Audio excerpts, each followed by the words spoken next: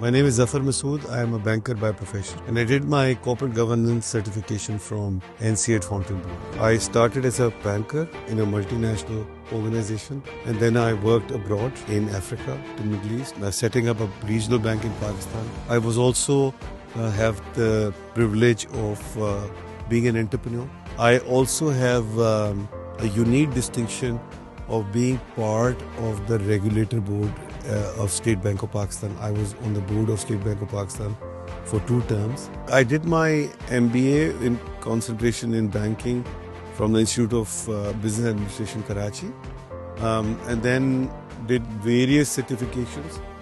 But the most important one and the most rewarding one has been my experience with NCA. It was a 9-month course where I spent almost 2 weeks every 3 months in the classroom with a very diversified group of people.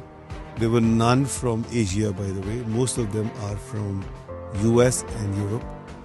And that experience was really phenomenal in terms of understanding different cultures, societies, and corporate governance standards. So learning from the best practices in Europe, replicating into the public sector organization that I've been involved in has been my biggest contribution of my learnings from NCA.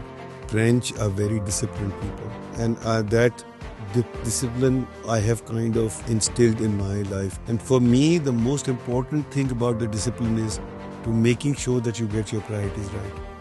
And your health is your highest priority. Also, the appreciation for art and culture was something that was reinforced by my exposure to France and to NCA. My book, Seat1C, that I have written. The other book is Out of the Box. All of them are influence of literature and art and culture.